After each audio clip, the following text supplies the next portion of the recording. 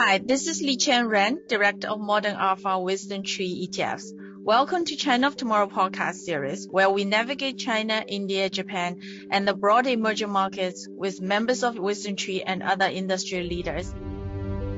Today, I'm going to quickly touch on a couple local China headlines. First, there was quite some discussions about tax investigations in many local areas, investigating tax back to 20, 30 years, which is getting people worried because tax investigation can be used as a political tool in China by the local government. That's also a reflection of China local government's short of money. The secondly is still people's anticipating the important July political meeting. We don't know yet at this point. Maybe by the end of week we might know exact date when this important meeting is going to take place. But I think people are still anticipating quite some policies coming out. However, I personally feel that not to expect too much, mainly because there was also another local economic forum in Shanghai. It's called the Lujiazui Forum. It takes on a kind of importance that people remember Jack Ma give a speech there, and then kind of the start of the saga, because he gave that speech which was tough on the government, and then all kinds of things happened. And then we were, for those of us who were in the journey, will remember that forum well. It's an annual forum. And in that forum, pretty much all the important regulators, the head of Bank of China, the head of People's Bank of China, which is similar to Fed chairman, and then the head of head of CSRC. Sorry, the CSRC is like SEC, but in China, actually, head of CSRC has quite a political power. And also the newly formed financial regulator bureau. There is this super bureau. The guy is supposed to be the super regulator, and he was also there. All of them give a speech, but I think for many people in the market, the PBOC's governor's speech is analyzed to much detail. And in there, for those who really want to pay attention to China's monetary policy, I highly recommend read a Google Translate version of the speech. But essentially, the speech is trying to tell people what is China's monetary framework is, which will be moving away from a little bit policy rate that the government tell the market is, and moving toward more market rate. Specifically, it's going to use buying and selling of treasuries to kind of fine-tune the longer term rate, and are using 7-day open market operations to try to control the short-term rate. Now, there are a lot of skepticism whether China's policymakers can do that. Actually, on this, I'm a little bit on China's. I think people should realize that China's PBOC is actually pretty capable and also pretty competent in terms of these kind of small step toward the market. So, and that's a similar thing if you've been following me about how China's the central bank is actually okay in managing currency. It has a lot of tools they can use because China's financial system is still under capital control. So I will say it's a good speech to understand. It's not different from what we've been saying. Actually, on my Twitter feed, I put in a chart from many months. I never took it down, and that is the rate that actually PBOC will pay more attention. I think many people in the beginning are skeptical, but I've put that chart on and trying to remind myself and also others that, yeah, I think for for now, PBOC, it's not it doesn't have independent, like a Fed, but among the not independent organizations, it still have, probably the most competent staff, and also the little bit more independence, relative independence. So I think that is something worth, definitely worth paying attention, and to actually kind of read it through if you really want to understand what the PBOC general framework is in the next 1 or 2 years. In the sentence, it's trying to use market signal more, trying not to use a policy signal more. But of course, every central bank ultimately needs to establish credibility, and we'll see how whether PBOC can establish credibility. Obviously, during this period of trying to establish credibility, it may go over and under. So for people who are very much on trading, then you will have opportunities of trading, because China is also learning how to, like a Fed, how to use the market rate to fine tune the monetary policy more than the policy rate. On the other issue which I mentioned, the local headline, the thing is, the background is really something we've been talking quite a while, that China right now faces really one important issue is that households are lack of money, and the local government is lack of money. Now, the local government, when they lack of money, usually they hesitant to get rid of the employees, because they are the power holder, right? Nobody likes to cut themselves, lower spending. So they goes around and then try to find revenue sources.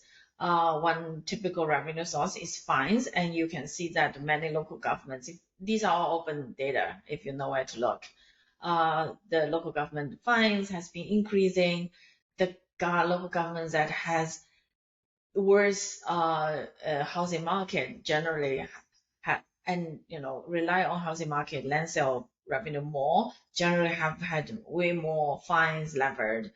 The second thing is something we talked about before, that a lot of local SOEs are raising gas prices, water prices, all these because they have a monopoly and they could get the money. And the third thing is that the local government has quite a control on tax investigation. And in China, because the tax rate is actually not low, so there are a lot of tax evasion going on. And sometimes because it's a gray area, the local government can use it. And because, it's power, every time you have power, you can misuse power.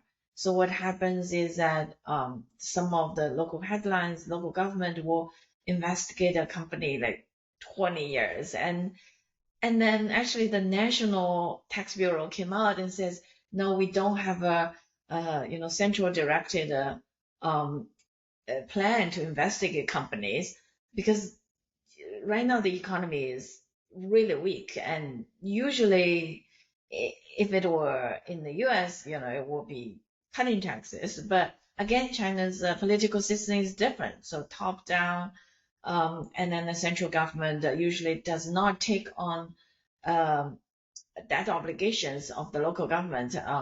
It's very stringent. In some way, I feel that economists like me who have studied Great Depression and how U.S. responds, in some ways, some of it is useful to understand that actually the public opinion is also not very supporting of stimulus. So that's why I think U.S. also took many, many years finally arriving in current monetary regime. China is definitely not in the kind of regime where you get interest rate to zero and then stimulate kind of social environment.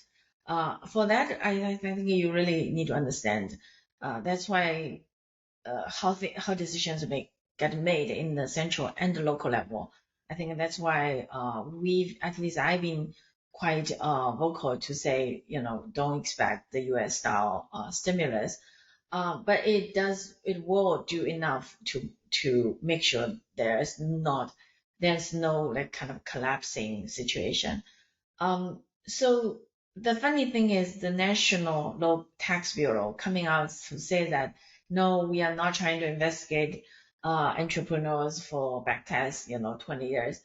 In some way, it's actually worse because if you understand how China works, if you have a clear directive from the central government in terms of what kind of things to investigate, then the local government actually have constraints. But if the national tax bureau says it doesn't have, tell what the local government do, then the local government can misuse the power, right?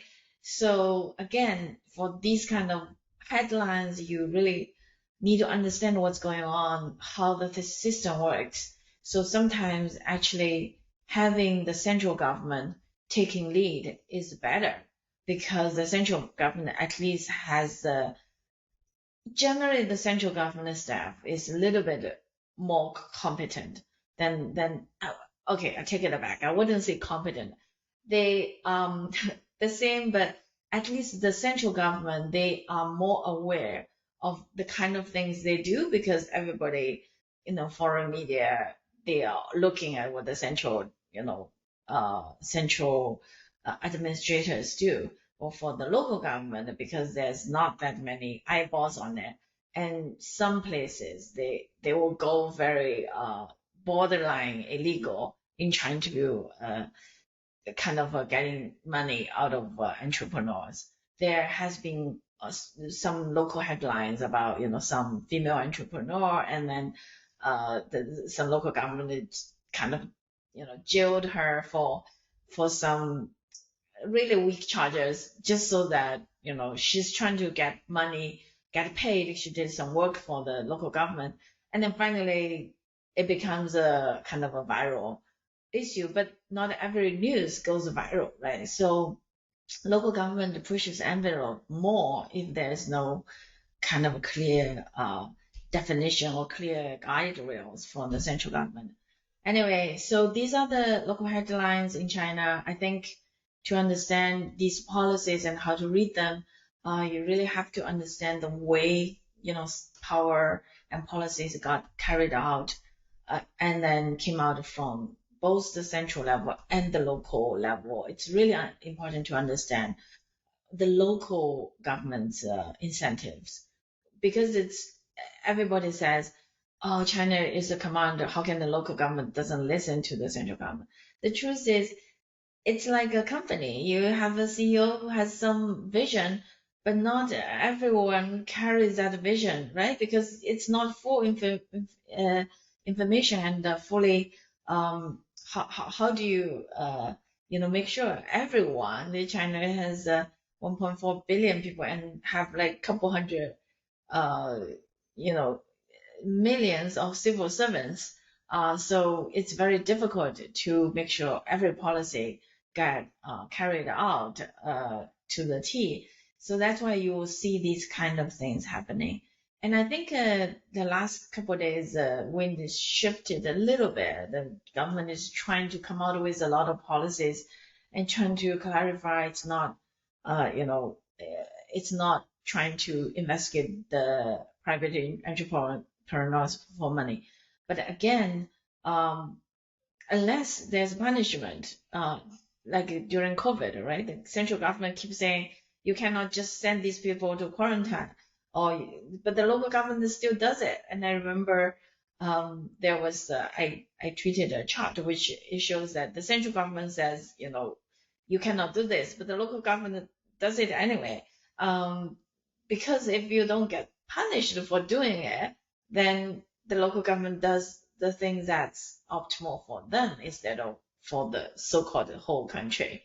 Again, so I think the tax investigation thing is going to go on for a little bit while until the central government really put a stop to it. And then the other ones we will see the political meeting.